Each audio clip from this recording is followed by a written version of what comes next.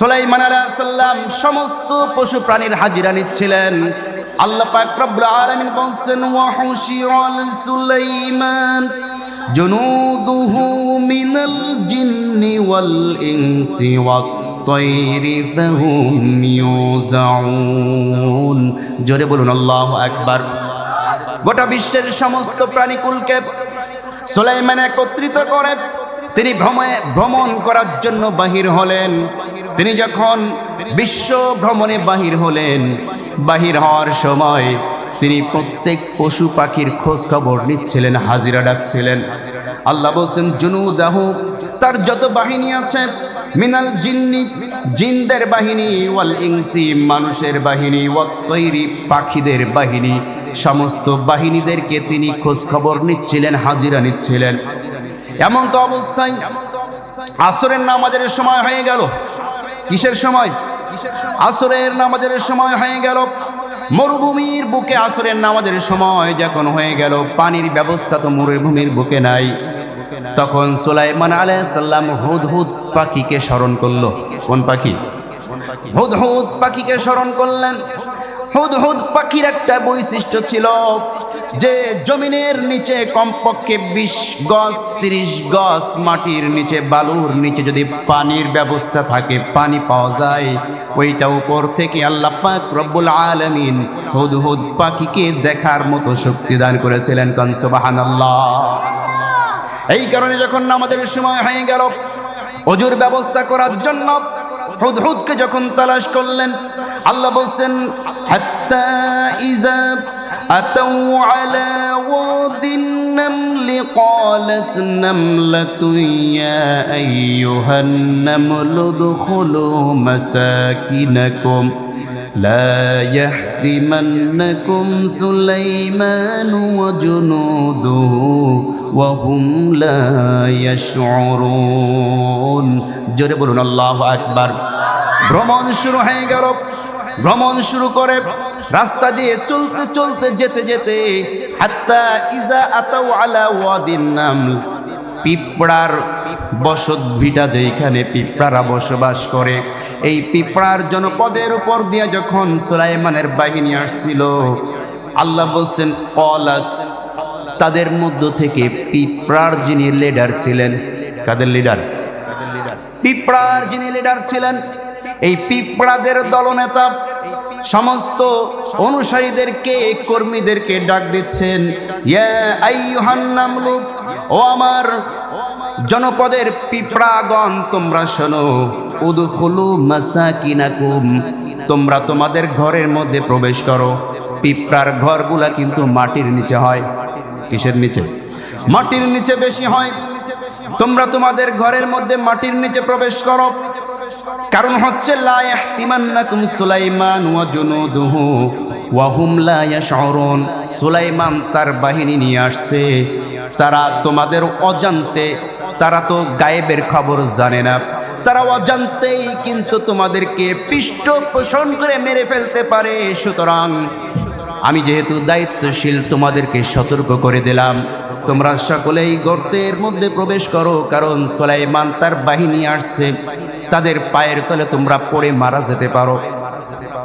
এই শব্দ যখন সুলাইমান আলাইহিস সালাম তার কানে শুনতে পেলেন যে একজন ছোট্ট পিঁপড়া বাহিনীর যে লিডার, সে তার পিঁপড়া অনুসারী, তার পিঁপড়া জনগণদের প্রতি কত দায়িত্বশীল আচরণ করেন, তার অনুসারীদের, তার জনগণের দায়িত্ব এমনভাবে পালন করেছে যে তাদেরকে হুঁশিয়ার করার জন্য সর্ব অবস্থায় তিনি ব্যস্ত থাকেন। এই দৃশ্য দেখে সুলাইমান আলাইহিস সালাম তিনি মুস্কি হাসলেন। সুবহানাল্লাহ পড়েন। আল্লাহ বলেন ফাতাবাসসামা ضاحكا من قولها وقال رب أوزعني أن أشكر نعمتك التي أنعمت علي وعلى والدي وأن أعمل صالحا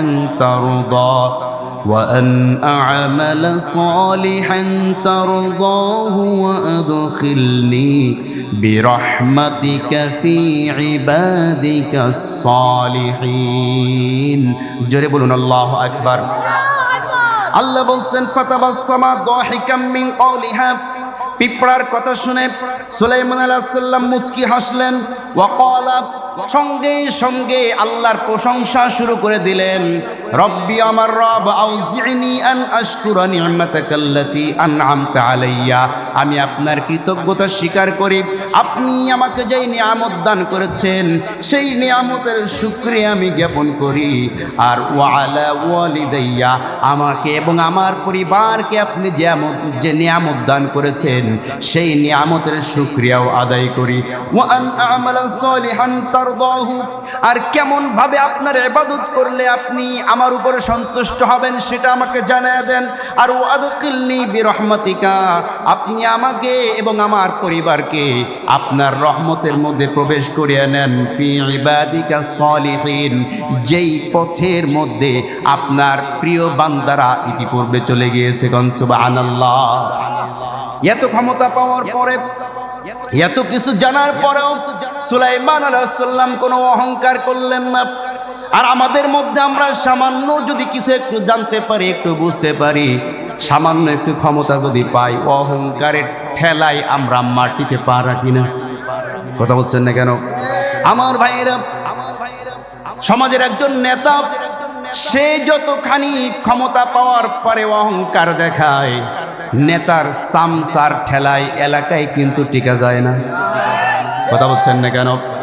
অথচ সুলাইমান আলাইহিস সালাম গোটা বিশ্বের ক্ষমতা পাওয়ার পরেও কত নমনীয় আচরণ করে আল্লাহকে বলছেন, আল্লাহ আপনি আমাকে যে নিয়ামত দান করেছেন, ক্ষমতা দান করেছেন, সব কিছুর জন্য আমি আপনার কাছে কৃতজ্ঞতা স্বীকার করি। সুবহানাল্লাহ। আল্লাহ পাক বলছেন, এরপরে যখন আসরের নামাজের সময় হয়ে গেল, ওয়াতাফাক্কাদাত তায়রা ফাকালা মা লিয়া লা আরাল হুদহুদ আম কানা মিনাল গালিবিন। জোরে বলুন আল্লাহু আকবার।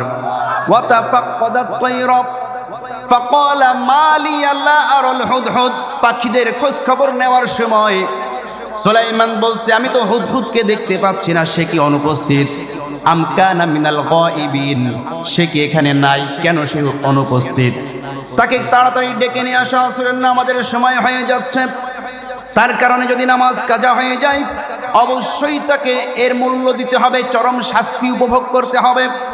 আল্লাহ বলছেন, লা উআযিবান্নাহু আযাবান শাদীদান আও লা আযবাহান্নাহু আও লা ইয়াতিয়ান্নি বিসুলতানিন মুবিন। জোরে বলুন আল্লাহু আকবার। লা উআযিবান্নাহু, আমি হুদহুদকে কঠিন শাস্তি দেব।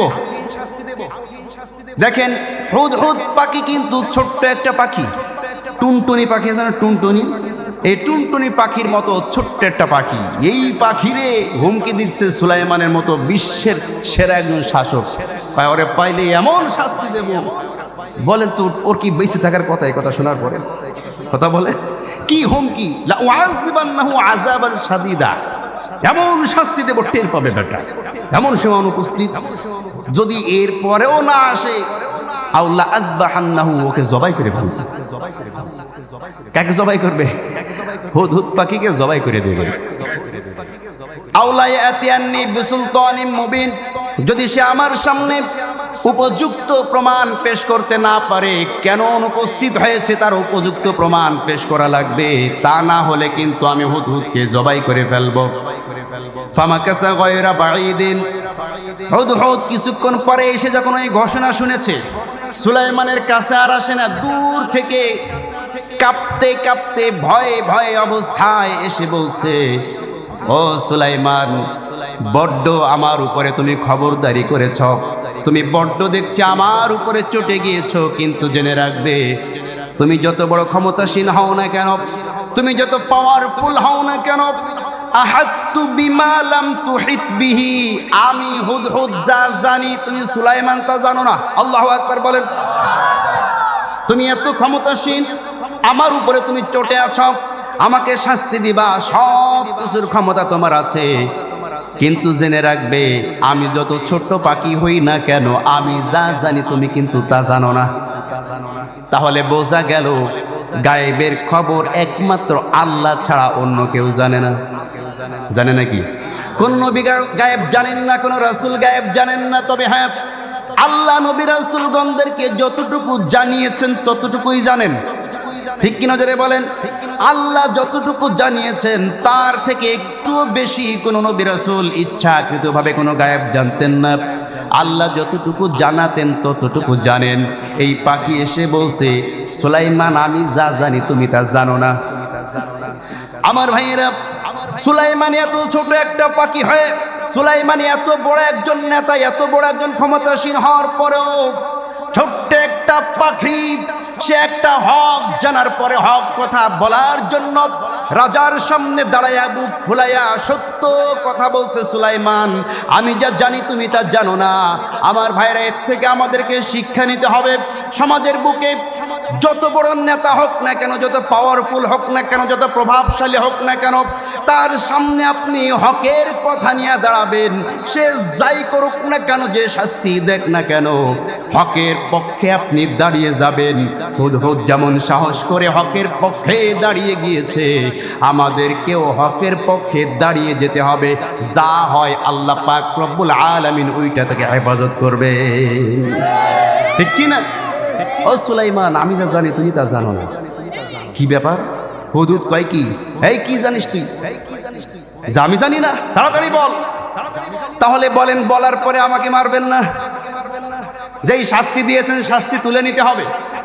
সুলাইমান বলছে, ঠিক আছে বল, কেন তুই অনুপস্থিত ছিলি, কি জানিস তুই আমি যা জানি না।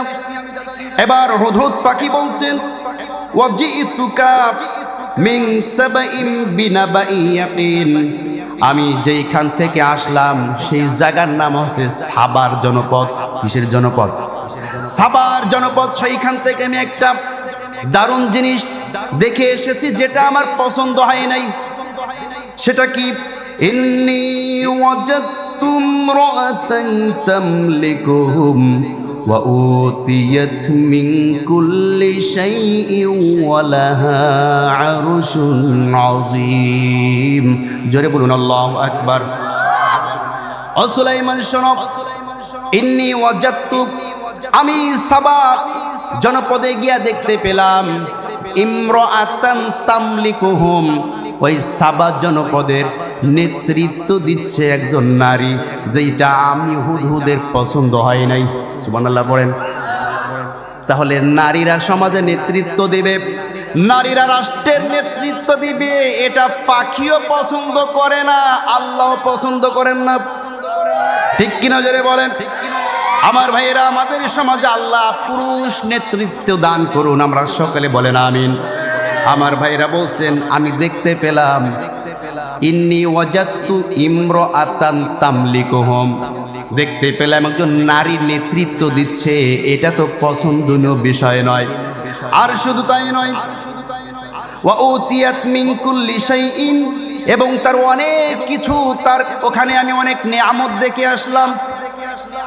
ওয়া লাহা আরশুন আযীম, এবং তার একটা আরো সিংহাসন আমি দেখে এসেছি, যেই সিংহাসন লম্বায় 80 ফুট, চওড়ায় 40 ফুট। সুবহানাল্লাহ পড়েন। এবং ওই সিংহাসনের প্রত্যেক কোনায় কোনায় এক পাথর দেয়া তৈরি। কি পাথর? পৃথিবীর সবচাইতে দামি পাথর, যা হীরার চাইতে দামি, এই একুত পাথরের তৈরি একটা সিংহাসন নিয়া একজন নারী, নাম তার বিলকিস। নাম কি? সে ওই জনপদের নেতৃত্ব দিচ্ছে। শুধু তাই নয়, আমি আরো দেখতে পেলাম, ওয়াজাদতুহা ওয়া কওমাহা ইয়াসজুদুনা লিশ-শামসি মিন দুনিল্লাহ ওয়া যায়্যানা লাহুমুশ শাইতানু আ'মালাহুম ফাসাদ্দাহুম আনিস সাবিলি ফাহুম লা ইয়াহতাদুন। জোরে বলুন আল্লাহু আকবার। দেখতে পেলাম মকমুহা, তার জাতি যারা আছে, জনপদের লোক যারা আছে, জনগণ যারা আছে, ইয়াসজুদুনা লিশ-শামসি মিন দুনিল্লাহ, তারা আল্লাহকে বাদ দিয়া সূর্যকে সেজদা দেয়। নাউজুবিল্লাহ পড়েন। আল্লাহকে বাদ দিয়ে সূর্যকে সেজদা দেয়। বলেন তো আল্লাহকে বাদ দিয়া অন্য কাউকে সেজদা দেওয়া যাবে? এটা একটা পাখি বুঝতে পারে, কিন্তু আমরা মানুষ বুঝতে পারি না। ঠিক কিনা জেনে বলেন? আল্লাহকে বাদ দিয়া অন্য কোনো পীরের পায়ে সেজদা দেওয়া যাবে না। আল্লাহকে বাদ দিয়া অন্য কোনো হুজুরের পায়ে সেজদা দেওয়া যাবে না। আল্লাহকে বাদ দিয়া অন্য কোনো কবরে সেজদা দেওয়া যাবে না। আল্লাহকে বাদ দিয়া অন্য কোনো গাছের নিচে সেজদা দেওয়া যাবে না। আল্লাহকে বাদ দিয়া কোনো গজাল মাছকে সেজদা দেওয়া যাবে না। কোনো কচ্ছপকে সেজদা দেওয়া যাবে না। কোনো কুমিরকে সেজদা দেওয়া যাবে না। যদি কোনো ব্যক্তি আল্লাহকে বাদ দিয়া অন্য কোনো কিছুর কাছে মাথা নত করে দেয়, আল্লাহ পাক রব্বুল আলামিন ধমক দেয়া বলছেন, ইন্নাহু মান ইউশরিক বিল্লাহি ফাকাদ হারামাল্লাহু আলাইহিল জান্নাহ ওয়া মাআওয়াহুমুন নার ওয়া মা লিয-যালিমিনা মিন আনসার। জোরে বলুন আল্লাহু আকবার।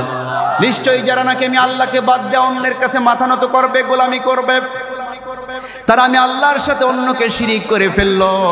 আর যারা আল্লাহর সাথে শিরিক করবে, ফাকাদ হারামাল্লাহু আলাইহিল জান্নাহ, সেই মুশরিকদের জন্য জান্নাত হারাম হয়ে যায়। ওয়া মাওয়াহুন নার, জাহান্নাম তাদের জন্য ওয়াজিব হয়ে যায়। ওয়া মা লিয-যালিমিনা মিন আনসার, নিশ্চয়ই যারা এই মুশরিক হয়ে যাবে তারা মনে করছে যেই পীরকে সেজদা দেয় ওই পীর তাদেরকে বাঁচাবে, যেই হুজুরকে সেজদা দেয় সেই হুজুর তাদেরকে বাঁচাবে। আমার ভাইরা, যেই মাজারে সেজদা দেয় সেই মাজারওয়ালা বাঁচাবে। এই জন্য আল্লাহ ক্লিয়ার করে দেয়া বলছেন, ওয়া মা লিয-যালিমিনা মিন আনসার, জাহান্নাম থেকে কোনো কিছুই তাদেরকে বাঁচাইতে পারবে না যারা আল্লাহকে বাদ দিয়া অন্যকে সেজদা দিবে। নাউজুবিল্লাহ পড়েন। তাহলে বোঝা গেল একটা পাখি শিরিকের বিরুদ্ধে যতটা সোচ্চার হয়েছে, আমরা মানুষ আশরাফুল মাখলুকাত হয়ে শিরিকের বিরুদ্ধে এতটা সোচ্চার হইতে পারি নাই। ঠিক কিনা জোরে বলেন? আল্লাহ পাক রব্বুল আলামিন বলছেন, তারা সূর্যকে সেজদা করে আল্লাহকে বাদ দিয়া। আর ওয়াজাইয়ানা লাহুমুশ শাইতানু আমালাহুম, এই সুযোগে শয়তান তাদের এই কর্মকাণ্ডগুলাকে তাদের কাছে আরো সুন্দর করে উপস্থাপনা করে যে বেশি করে তোমরা সেজদা দাও আল্লাহরে বাদ দেয়া সূর্যকে। আমার ভাইয়েরা, আল্লাহ বলেন ফাসাদ্দাহুম আনিস সাবিলি ফাহুম লা ইয়াহতাদুন, নিশ্চয়ই তারা তো আল্লাহর পথ থেকে গোমরাহির পথে চলে গিয়েছে, তারা তো হেদায়েতের উপরে নাই। ও সুলাইমান, আমার বিচার পরে করো, আমার বিচার না করলেও তোমার কোনো সমস্যা নাই, কিন্তু তোমার সাম্রাজ্যের কোনো জায়গায় যদি নারী নেতৃত্ব থাকে, তোমার সাম্রাজ্যের কোনো জায়গায় যদি মুশরিকদের অবস্থান থাকে, তুমি সুলাইমান আল্লাহর কাছে কি জবাব দিবা সেই চিন্তা তুমি আগে করো। কান সুবহানাল্লাহ। আমার ভাইয়েরা, আমার বন্ধুগণ, খুব ভালো করে বুঝবেন, আল্লাহ পাক রব্বুল আলামিন বলছেন, আল্লাহ ইয়াসজুদু লিল্লাহিল্লাযী ইউখরিজুল খাবআ ফিস সামাওয়াতি ওয়াল আরদ ওয়া ইয়ালামু মা তুখফুনা ওয়া মা তু'লিনুন। জোরে বলুন আল্লাহু আকবার। আল্লাহ ঘোষণা দিচ্ছেন যে আল্লাহ ছাড়া আসমান জমিনে সেজদা পাওয়ার অধিকার আর কেউ রাখে না। আল্লাহু আকবার বলেন। বলেন তো, কোরআনে আল্লাহ ঘোষণা দিয়েছেন যে আমি আল্লাহ ছাড়া সেজদা পাওয়ার যোগ্যতা কারো নাই, সেজদা নেওয়ার অনুমতি কারো নাই। আল্লাহর ঘোষণা শোনার পরেও যদি কোনো ব্যক্তি যুক্তি দিয়া, তর্ক দিয়া সেজদা নেওয়াকে জায়েজ বলে, বলেন তো সে কি আল্লাহর বিরোধিতা করলো কি করলো না? আসছে বলবেন না, করলো কি করলো না? আমাদের সমাজে এমন মানুষ আছে যে আল্লাহর এই ঘোষণাকে তোয়াক্কা না করে তার হুজুর কি বলেছে ওইটাকে প্রাধান্য দেয়। কথা বলছেন না কেন? আল্লাহ নিষেধ করেছেন যে সেজদা নেওয়ার একমাত্র অধিকারী আমি ছাড়া অন্য কেউ সেজদা নিতে পারবে না। এবার যত ভালো যুক্তি আসুক, যত ভালো তর্ক আসুক, যাই আসুক না কেন, আল্লাহর আয়াতের বিরুদ্ধে কোনো যুক্তি, কোনো তর্ক, কোনো বিজ্ঞান চলে নাকি? আসতে বলবেন না, চলে নাকি? কখনো চলে না। সুতরাং যারা আপনাদেরকে ধোঁকা দিয়ে বোকা বানাইয়া আপনাদেরকে মুশরিক বানানোর জন্য সেজদা নেয়, আর আপনারা মুশরিক হওয়ার জন্য সেজদা দেন, আল্লাহর কসম করে বলছি এই আয়াতকে আগে কোরআন থেকে তুলে দেন, তারপরে সেজদা দেন। তুলতে যদি না পারেন সেজদা দেওয়া বন্ধ করেন, আল্লাহর দরবারে সেজদা দিয়ে দেন। ঠিক কিনা জোরে বলেন। আল্লাহ পাক রব্বুল আলামিন বলছেন, পাখিটা যে বলল যে ওই মহিলার কাছে বিরাট সিংহাসন আছে, আল্লাহ এবার জানিয়ে দিচ্ছেন আল্লাহু লা ইলাহা ইল্লা হুয়া রব্বুল আরশিল আযীম। জোরে বলুন আল্লাহু আকবার। আল্লাহ বলছেন আল্লাহু লা ইলাহা ইল্লা হু, তিনি হচ্ছেন সেই আল্লাহ যিনি ছাড়া কোনো ইলাহ নাই। আল্লাহ ছাড়া কোনো ইলাহ আছে নাকি? আল্লাহ ছাড়া কোনো ইলাহ নাই। তার মানে হচ্ছে ইলাহ শব্দের অর্থ হচ্ছে আইনদাতা, ইলাহ শব্দের অর্থ হচ্ছে বিধানদাতা, ইলাহ শব্দের অর্থ হচ্ছে পালনেওয়ালা, ইলাহ শব্দের অর্থ হচ্ছে জীবনের মালিক, ইলাহ শব্দের অর্থ হচ্ছে ক্ষমতার মালিক। সুতরাং আল্লাহ ছাড়া কোনো আইনদাতা নাই, আল্লাহ ছাড়া কোনো বিধানদাতা নাই, আল্লাহ ছাড়া কোনো রিজিকদাতা নাই, আল্লাহ ছাড়া কোনো সৃষ্টিকর্তা নাই, আল্লাহ ছাড়া কোনো ব্যক্তি কারো ভালো করতে পারে না, মন্দ করতে পারে না। আর আল্লাহ ছাড়া ইবাদত পাওয়ার যোগ্য পৃথিবীর বুকে আর কেউ নাই। কোন সুবহানাল্লাহ।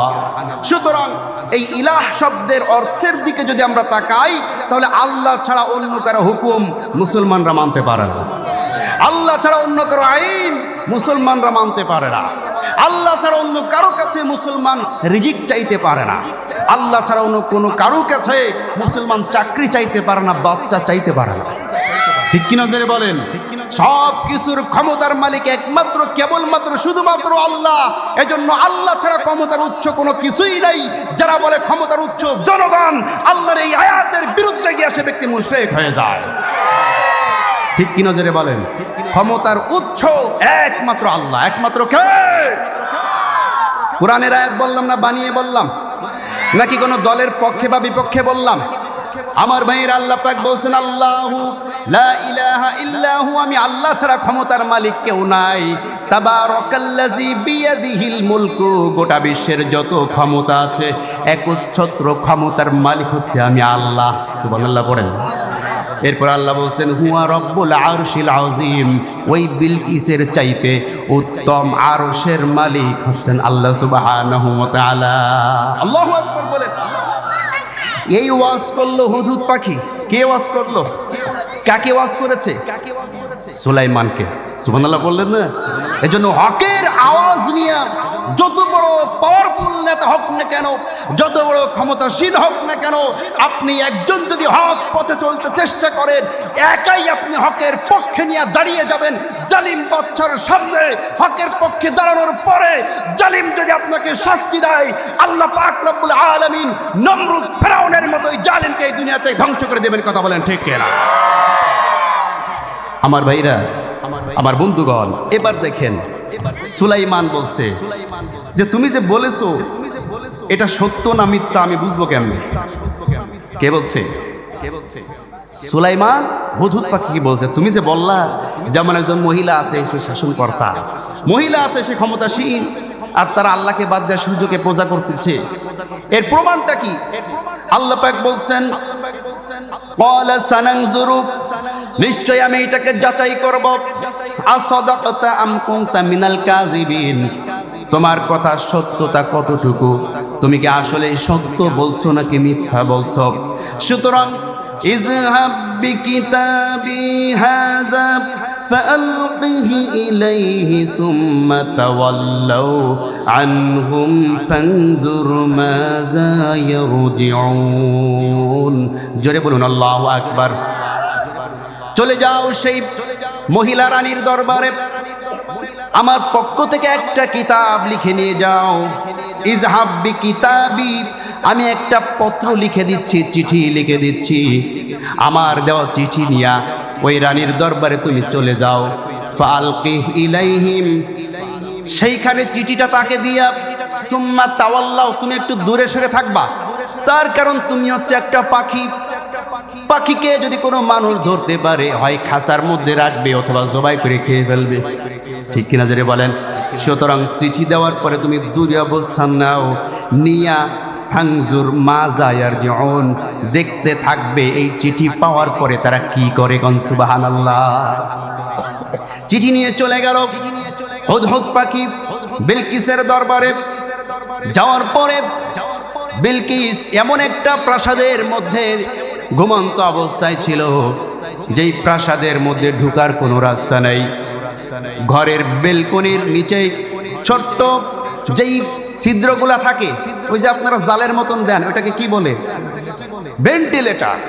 এই ভেন্টিলেটরে দেখবেন ছোট্ট ছোট ছিদ্র থাকে, থাকে না?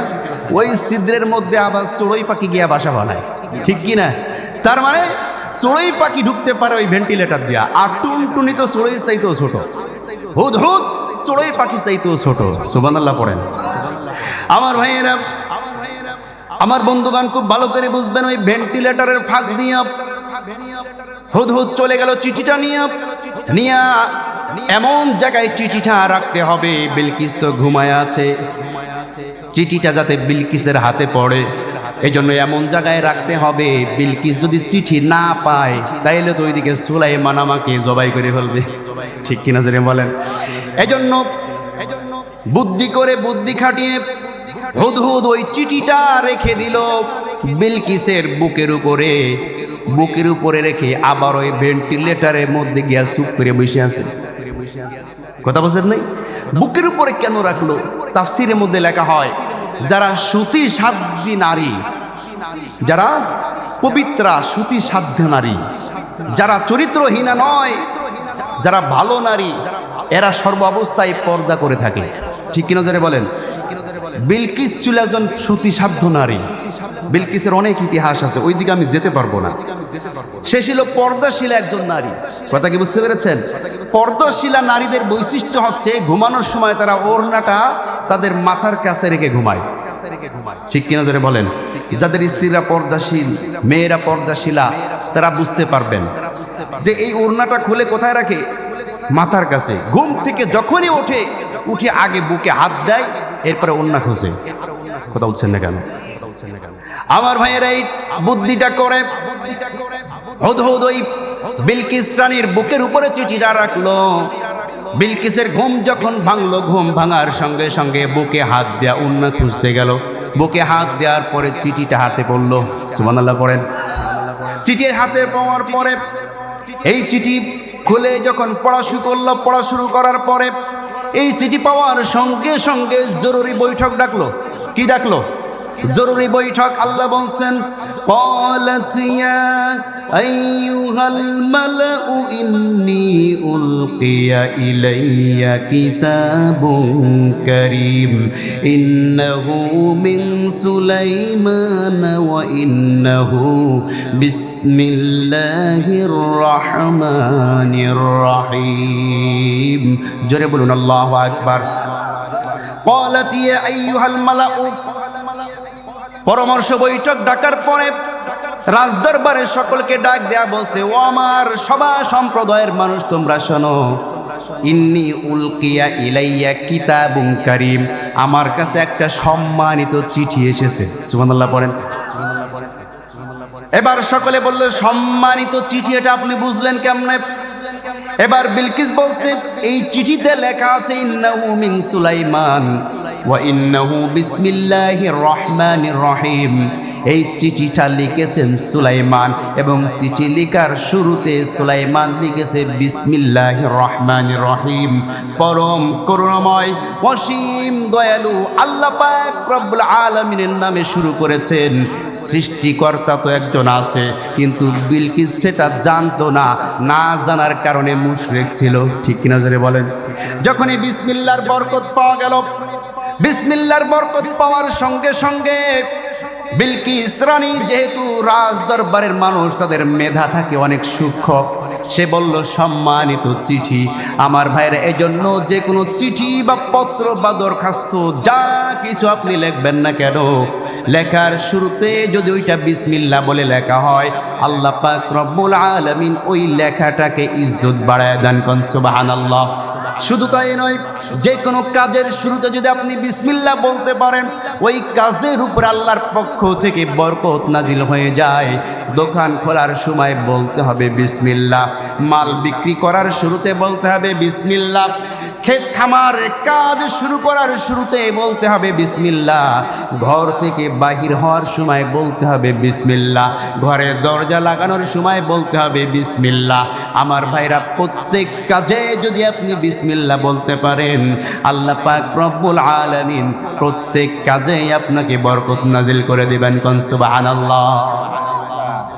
আমার ভাইরা, রানী বলছে এটা বিসমিল্লাহ লেখা চিঠি, অবশ্যই সম্মানিত চিঠি।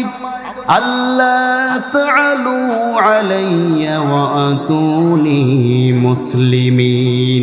এই চিঠিতে লেখা আছে, আমি সুলাইমান আমার পক্ষ থেকে তোমাকে ইসলামের দাওয়াত দিচ্ছি, মুসলমান হওয়ার দাওয়াত দিচ্ছি।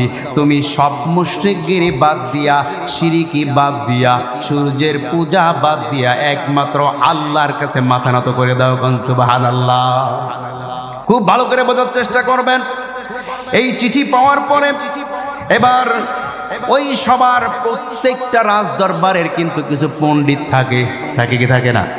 মুসলমানদের রাজ দরবারও কিছু পণ্ডিত থাকে, কিছু আলেম থাকে, কিছু ভালো করে বুঝবেন সরকারি কিছু দরবারি আলেম থাকে। এরা সব সময় সরকারকে খুশি করার জন্য ওই ফতুয়াগুলা দেয়, যেই ফতুয়া সরকারের পক্ষে যায়।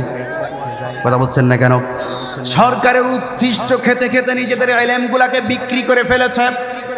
হক কথা বললে সরকার খেপে যাবে, এই কারণে সরকারের বিরুদ্ধে যায় এমন কোন ফতুয়া মুখ দিয়ে বাইর করে না। যেই ফতুয়া দিলে সরকার খুশি হবে, বেশি বেশি হাদিয়া তওবা দিবে, বাইতুল মুকাররমের খতিব বানায় দিবে, সেই ধরনের ফতুয়া বেশি দিতে গিয়া নিজের মায়ের চাইতে অন্যকে মা বলে ডাকা শুরু করে। ঠিক কিনা জোরে বলেন? আমার ভাইয়েরা, সেই ধরনের কিছু মহাপণ্ডিত ছিল রানীর দরবারে। রানী তখন ডাক দেয়া বলছেন, ইয়া আইয়ুহাল মালাউ আফতুনি ফি আমরি মা কুনতু কাতিআতান আমরান হাত্তা তাশহাদুন। জোরে বলুন আল্লাহু আকবার। ইয়া আইয়ুহাল মালাউ, আমার সভা সম্প্রদায়ের পণ্ডিত যারা আছো, আফতুনি ফি আমরি, যেই চিঠি আমার দরবারে চলে এসেছে এই চিঠি সম্পর্কে তোমরা আমাকে ফতোয়া দাও। কি দাও? ফতোয়া দাও। আফতুনি ব্যবহার করা হয়েছে, তার মানে যাদের কাছে ফতোয়া চাওয়া হয়েছে তারা ছিল ধর্মীয় পণ্ডিত। ঠিক কিনা জোরে বলেন? তারা ছিল সরকারি আলেম। এই সরকারি আলেমদের কাছে বলছে ফতোয়া দাও, কি করা যায়। আমার ভাইয়েরা, আমার বন্ধুগণ, এই কথা বলার পরে তারা বলছেন, নাহনু উলু কুওয়াহ। শোনো বিলকিস রানী, আমরা হচ্ছে একটা শক্তিশালী সম্প্রদায়। কারা? বিলকিসের জনগণের কথা বলছে যে আমরা শক্তিশালী সম্প্রদায়। ওয়া উলু বাসিন শাদীদ, এবং আমরা অনেক বেশি লড়াকু, আমরা অনেক লড়াই করতে পারি, শক্তি সামর্থ্য আমাদের অনেক বেশি, অস্ত্র শস্ত্র বেশি, এজন্য আমরা লড়াই করতে পারি। ওয়াল আমরু ইলাইকি ফানজুরি মাজা তা'মুরিন, আপনি যদি আমাদেরকে আদেশ করেন, অবশ্যই যেই সুলাইমান আপনাকে চিঠি পাঠিয়েছে, আমরা দলবল নিয়া, বাহিনী নিয়া ওই সুলাইমানের বিরুদ্ধে যুদ্ধের জন্য প্রস্তুত আছি। ফতোয়া দিয়েছে সরকারি আলেমরা রানীকে খুশি করার জন্য। মনে করেছে এই কথা শুনলে বিলকিস খুশিতে নাচানাচি শুরু করবে। আচ্ছা, বিলকিস কি আমাদের দেশের সরকারের মতো নাকি যে পাম শুনলে খালি নাচে? কথা বলছেন না কেন? উনি ছিলেন একজন বিচক্ষণ। আপনারা বিলকিসের ইতিহাস যেদিন শুনবেন সেদিন বুঝতে পারবেন তিনি কোন পর্যায়ের ব্যক্তি ছিলেন। কথা বুঝতে পেরেছেন? যাই হোক, তিনি এ কথা শোনার পরে তিনি কিন্তু তাদের কথায় খুশি হন নাই। কি হন নাই? তাদের কথায় তিনি খুশি হন নাই। বিলকিস বরঞ্চ তাদেরকে বসে, শোনো মুফতি সাহেবেরা, قالت إن الملوك إذا دخلوا قرية أفسدوها وجعلوا أعزة أهلها أذلة মাসআলাতাও ওয়া কাযালিকা ইয়াফআলুন। জোরে বলুন আল্লাহু আকবার। ক্বালাত ইয়া আইয়ুহাল মালাউ, তিনি বললেন শোনো শোনো আমার সভা সম্প্রদায় তোমরা যারা আছো, ইজা দাখালু ক্বরিয়াতান আফসাদুহা, তোমরা মনে করছো তাদের সঙ্গে তোমরা যুদ্ধ করবে। যুদ্ধ কিন্তু এক পক্ষে কখনো বিজয় লাভ করে না, এক পক্ষের সুফল কখনো আসে না। যুদ্ধ যখন সমাজে শুরু হয় উভয় পক্ষের কিন্তু ক্ষতি হয়, ঠিক কিনা জোরে বলেন। তোমরা যেহেতু তাদের সাথে যুদ্ধ করতে যাচ্ছ, ফলে কি হবে, ইজা দাখালু ক্বরিয়াতান, তারা যখন আমাদের এই জনপদের মধ্যে প্রবেশ করবে, আফসাদুহা, তখন আমাদের এই সমাজের বুকে রক্তপাত হবে, আমাদের এই দেশের মধ্যে মানুষের জীবন যাবে, জীবনের আশঙ্কা হবে। আর ওয়াজআলু আইজ্জাতা আহলিহা আজিল্লা, আমার দেশের সম্মানিত ব্যক্তিদেরকে আমি কখনো অপমানিত করতে চাই না, বলেন সুবহানাল্লাহ। সুতরাং এক কাজ করতে হবে। এবার ওই সমস্ত মুফতি সাহেবরা বলল ঠিক আছে, তাহলে আপনি কি করতে চাচ্ছেন বলেন। এবার ওই রানী বিলকিস বলল, ওয়া ইন্নী মুরসিলাতুন ইলাইহিম বিহাদিয়াতিন ফানাজিরাতুন বিমা ইয়ারজিউল মুরসালুন। জোরে বলুন আল্লাহু আকবার। এক কাজ করব আমি, যেই সুলাইমানের পক্ষ থেকে চিঠি এসেছে ওই সুলাইমানের কাছে আমি কিছু হাদিয়া পাঠাবো। কি পাঠাবে? সে আমাকে ইসলাম গ্রহণ করার জন্য বলেছে, সে তো আমাকে বলে নাই যে সে যুদ্ধের জন্য আসছে, সে তো আমাকে ভালো কাজের জন্য বলেছে। যারা নাকি বিচক্ষণ ভদ্রলোক, ভালো কাজের কথা বললে তারা কখনো পাল্টা খেপে যায় না, চটে যায় না, ঠিক কিনা জোরে বলেন। ভালো কাজের কথা বললে তারা সেইটাকে গ্রহণ করার চেষ্টা করে, অথবা তার সাথে বসে বিষয়টা মীমাংসা করার জন্য চেষ্টা করে। কিন্তু আমাদের সমাজে এমন মানুষ আছে, ভালো কাজের কথা বললে উল্টা ওইটার বিরুদ্ধে গিয়ে অ্যাকশন নেওয়া শুরু করে, ঠিক কিনা জোরে বলেন। আমার ভাইয়েরা, আমার বন্ধুগণ খুব ভালো করে বুঝবেন। তিনি বললেন আমি তাদের জন্য কিছু হাদিয়া পাঠাবো। ফানাজিরাতুম বিমা ইয়ারজিউল মুরসালুন, অনেক উপহার উপঢৌকন নিয়া সুলাইমানের জন্য তিনি বাহিনী সহকারে ব্যাপক হারে তার জন্য হাদিয়া তোপা পাঠালেন। এই দৃশ্য কিন্তু কত প্রাক্তন সব শুনছে, হুদ পাখি, সুবহানাল্লাহ পড়েন, সব কিছু কিন্তু বসে বসে শুনছে। আল্লাহ পাক রব্বুল আলামিন বলছেন, ফালাম্মা জাআ সুলাইমান ক্বালা আতুমিদ্দুনানি বিমাল ফামা আতানিয়াল্লাহু খায়রুম মিম্মা আতাকুম বাল আনতুম বিহাদিয়াতিকুম তাফরাহুন। জোরে বলুন আল্লাহু আকবার। সুলাইমানের কাছে হুদহুদ এসে সব বলে দিল যে আপনার জন্য হাদিয়া তোফা রেডি করে বিলকিস রানী আপনার কাছে হাদিয়া পাঠানোর জন্য পাঠিয়েছে। এই কথা শোনার সঙ্গে সঙ্গে সুলাইমান জিজ্ঞাসা করলো কি কি হাদিয়া পাঠিয়েছে।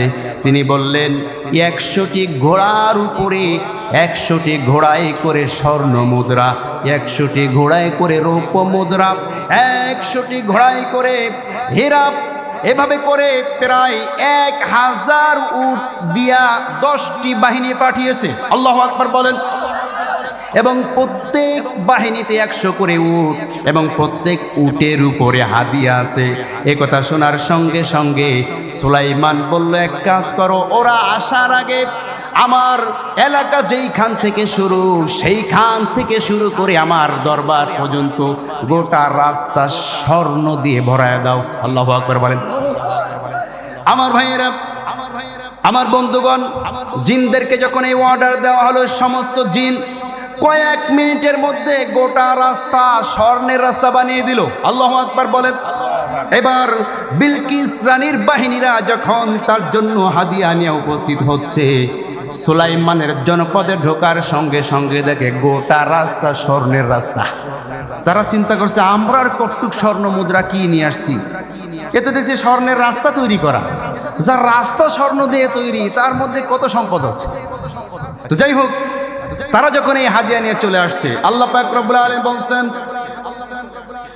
ফালাম্মা জাআ সুলাইমান, যখন বিলকিসের বাহিনীরা সুলাইমানের জন্য হাদিয়া আনিয়া চলে এসেছে, ক্বালা, সুলাইমান বলল, আতুমিদ্দুনানি বিমাল, আমাকে কি ঘুষ দেওয়ার জন্য তোমরা হাদিয়া নিয়ে এসেছো নাকি?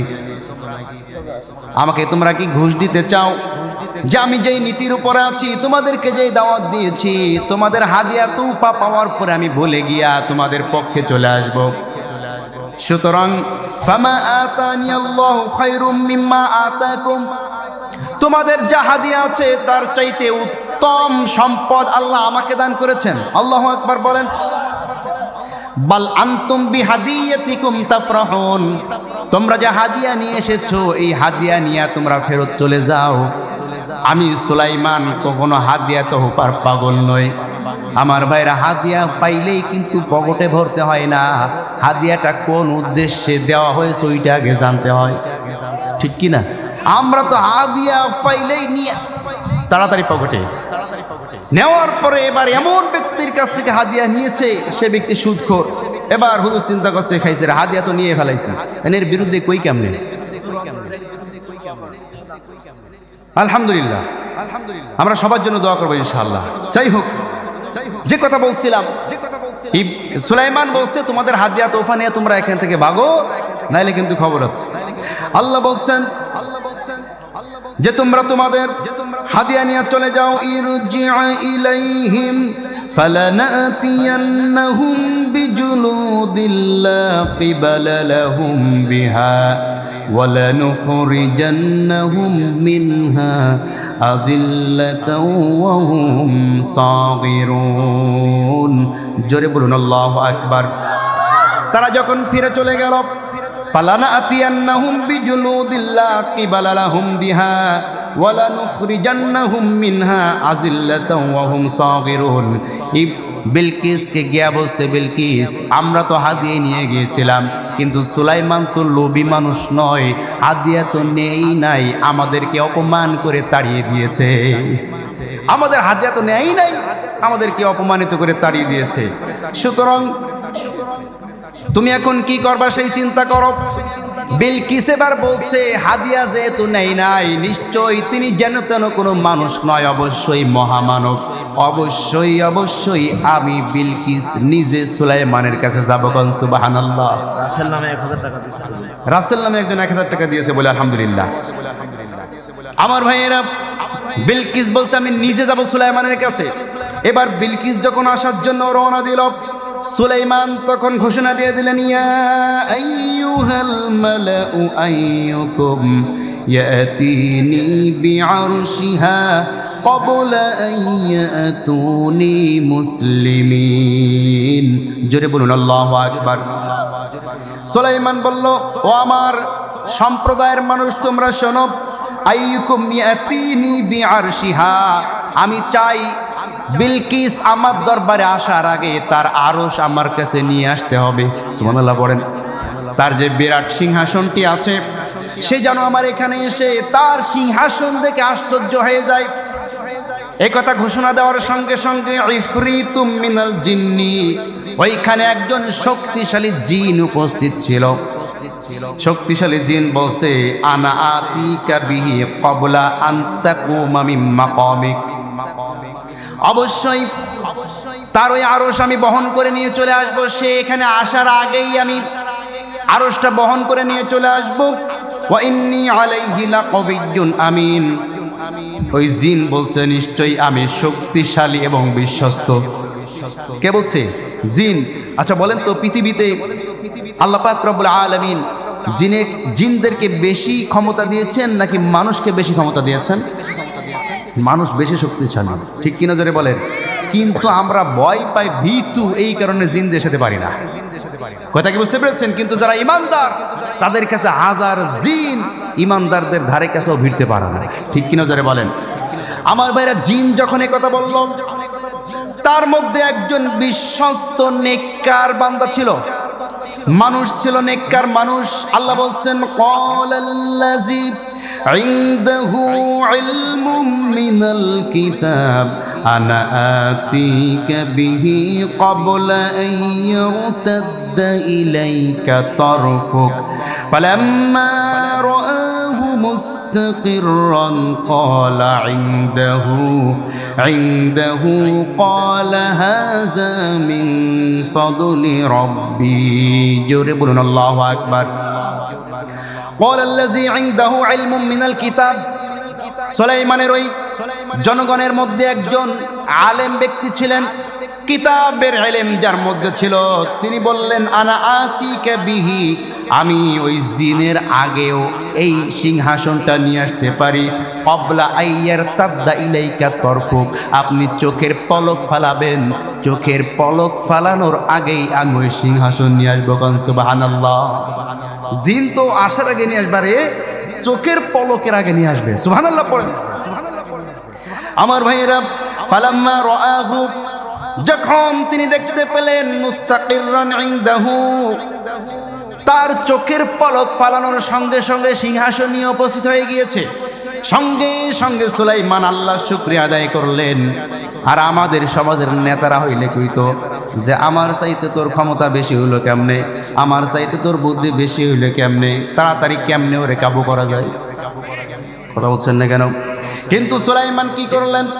লিয়াবলুয়ানি আশকুরু আম আকফুর ওয়া মান শাকারা ফা ইন্নামা ইয়াশকুরু লিনাফসিহি ওয়া মান কাফারা ফা ইন্না রাব্বি গনিয়ুন কারীম। সুলাইমান সঙ্গে সঙ্গে আল্লাহর কৃতজ্ঞতা প্রকাশ করলো। আল্লাহ, তুমি আমাকে যে ক্ষমতা দান করেছো, আমার উম্মতের মধ্যেও তোমার বান্দাদেরকেও তো তুমি ক্ষমতা দান করেছো। সুবহানাল্লাহ। এই জন্য তোমার কাছে আমি কৃতজ্ঞতা স্বীকার করে আমি সেজদানত হয়ে গেলাম। আল্লাহু আকবার বলেন। আল্লাহ বলছেন, ফামান শাকারা ফা ইন্নামা ইয়াশকুরু লিনাফসি, যে আল্লাহর নিয়ামত পাওয়ার পরে শুকরিয়া আদায় করে, আল্লাহ পাক রব্বুল আলামিন বলেন এই শুকরিয়া তার নিজেরই কাজে লাগে।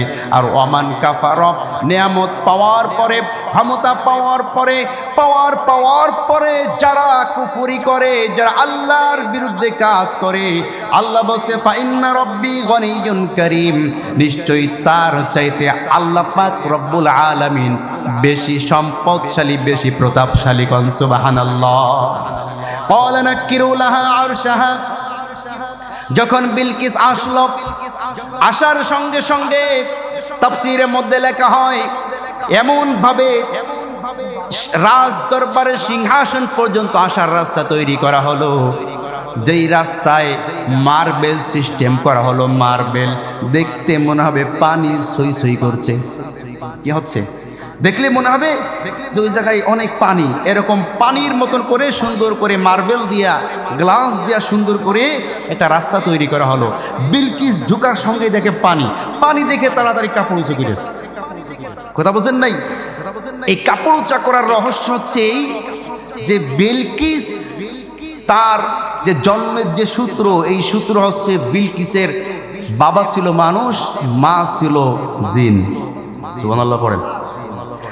এই জন্য এই বিলকিস রানীর পায়ের গোড়ালিতে জিনদের একটা চিহ্ন ছিল, বড় বড় পশম ছিল, যা দেখলে বোঝা যায় যে জিনদের কিছু অংশ তার মধ্যে দেওয়া রয়েছে। সুবহানাল্লাহ বললেন না? এটা সুলাইমান লক্ষ্য করলো। এটা সুলাইমানকে দেখানোর জন্যই আল্লাহ পাক রব্বুল আলামিন মূলত এই ব্যবস্থা করেছিলেন। কন্যা সুবহানাল্লাহ। যখন কাপড় উঁচা করলো, সঙ্গে সঙ্গে আবার কাপড় নামায়া, যেহেতু লজ্জাশীল একজন রমণী, নামায়া বলছে এখানে পানি কেন? সুলাইমান বলছে এটা তো পানি নয়, এটা তো রাস্তা। সুবহানাল্লাহ পড়েন। আমার ভাইরা একটু ডস খেলো, ডস খাওয়ার পরে সামনে এসে দেখে নিজের সিংহাসন সুলাইমানের পাশে। সুবহানাল্লাহ পড়েন। আমার ভাইরা সঙ্গে সঙ্গে আর একটু দেরি করলো না। আল্লাহ পাক রব্বুল আলামিন বলছেন আর একটু দেরি করলো না। ফালাম্মা জাআত কিলা আহাকাযা আরশুক, যখন সেই মহিলা আসলো, বলা শুরু করলো আহা কাযা আরশুক, আরে এইটা তো দেখছি আমার আরশ, আমার সিংহাসন। ক্বালাত কান্নাহু হুয়া, আসলেই কি এটা আমার নাকি? আহুয়া হুয়া, এটা কি আমার? আসলেই কি আমার? ওয়া উতিনাল ইলমা মিন ক্বাবলিহা ওয়া কুননা মুসলিমিন, ইতিপূর্বে তো আমি এত জ্ঞানী মানুষ, এত জ্ঞানী কাজ, এত জ্ঞানী বাদশা কখনো দেখি নাই। অবশ্যই অবশ্যই আপনি যে আমাকে দাওয়াত দিয়েছিলেন ইসলামের, ওয়া কুননা মুসলিমিন, অবশ্যই আমি মুসলমানদের অন্তর্ভুক্ত হয়ে গেলাম। সুবহানাল্লাহ।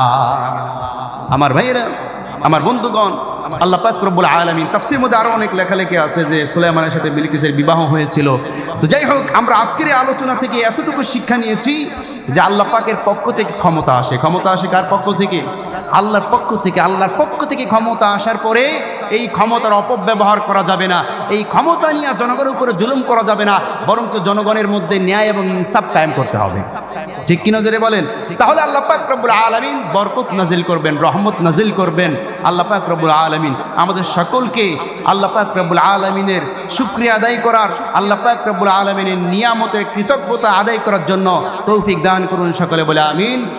তুমি বলেছো রাসূল দেবে না, বলনি দেবে না,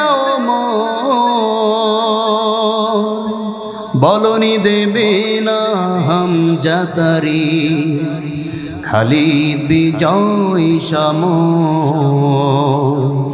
প্রভু তুমি বলেছো রাসূল দেবে না, বলনি দেবে না ওমর, বলনি দেবে না হামজা তারিখ, খালিদ বিজয় সমর। আলহামদুলিল্লাহি রাব্বিল আলামিন ওয়াল আকিবাতু লিল মুত্তাকিন ওয়াসসালাতু ওয়াসসালামু আলা সাইয়্যিদিল মুরসালিন ওয়া আলা আলিহি ওয়া আসহাবিহি আজমাইন।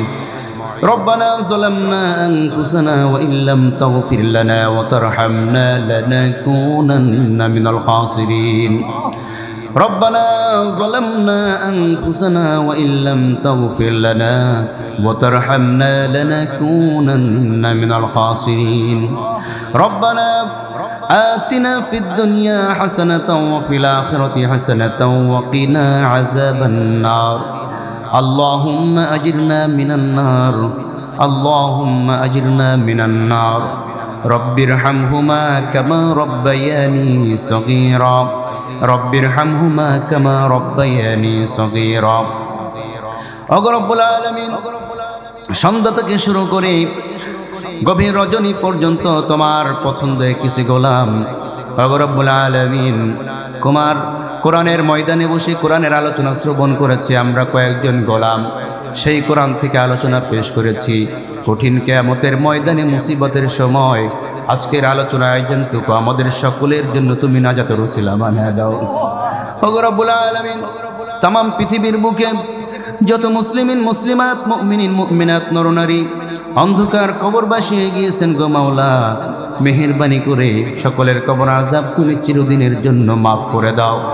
রব্বুল আলামিন, কবরগুলিকে তুমি জান্নাতের টুকরা বানায় দাও। রব্বুল আলামিন, আমরা যারা হাত তুলেছি আমাদের অতি আপনজন, আমাদের পিতা মাতা, দাদা দাদি, নানা নানি, পাড়া প্রতিবেশী, ভাই বোন, বন্ধু বান্ধব, আত্মীয় স্বজন, ময় মুরব্বী যারা অন্ধকার কবরবাসী হয়ে গিয়েছেন গো মাওলা, মেহেরবানি করে তাদের সকলে কবর আযাব তুমি চিরদিনের জন্য মাফ করে দাও। রব্বুল আলামিন, কবরগুলিকে জান্নাতের টুকরা বানায় দাও। রব্বুল আলামিন, আয় আল্লাহ, আমরা কিছুক্ষণ আগে সংবাদ পেলাম গো আল্লাহ, জুলাই যোদ্ধা ওসমান হাদি রব্বুল আলামিন ছোট্ট একটা বাচ্চাকে পৃথিবীতে রেখে, ছোট্ট বাচ্চাটাকে এতিম বানাইয়া রব্বুল আলামিন হারবিদের গুলির আঘাতে ওগো রব্বুল আলামিন এই পৃথিবীর মায়া ত্যাগ করে চলে গেল গো আল্লাহ। রব্বুল আলামিন, আমরা অনেক আশায় বুক বেঁধেছিলাম হাদি ভাই আবার আমাদের মাঝে ফিরে আসবে, কিন্তু ফায়সালা তো তোমার দরবারে হয়ে গিয়েছে। হাদির মতো মানুষকে তো তুমি এই দুনিয়াতে রাখবা না, তার কারণ তাদের মতো মানুষের কদর তো এই দুনিয়ার মানুষ বুঝে না। রব্বুল আলামিন, হাদি ভাইয়ের পরিবার যারা আছে তাদেরকে ধৈর্য ধারণ করার তৌফিক তুমি দান করে দাও। রব্বুল আলামিন, এতিম সন্তানটাকে উত্তমভাবে লালন পালন করার ব্যবস্থা তুমি করে দাও। রব্বুল আলামিন, বিধবা স্ত্রীকে তুমি ধৈর্য ধারণ করার তৌফিক দান করে দাও। তার পিতামাতার কলিজা শুকিয়ে গেছে গো আল্লাহ, পিতামাতাদেরকে তুমি ধৈর্য ধারণ করার তৌফিক দান করে দাও। ওগো রব্বুল আলামিন, ওসমান হাদির মতো অনেক মানুষ বাংলাদেশ থেকে চলে গিয়েছে গো আল্লাহ, যাদেরকে হত্যা করা হয়েছে, যাদেরকে নিহত করা হয়েছে, রব্বুল আলামিন তাদেরকে মেহেরবানি করে তুমি মাফ করে দাও, তাদের প্রত্যেকে তুমি জান্নাতের অধিবাসী বানায় দাও। রব্বুল আলামিন, যারা এই কাজ করেছে মেহেরবানি করে তাদের তাদের উপরে তোমার পক্ষ থেকে যেই ফয়সালা তুমি করে দিয়েছো সেই ফয়সালা তুমি তাদের উপরে জারি করে দাও।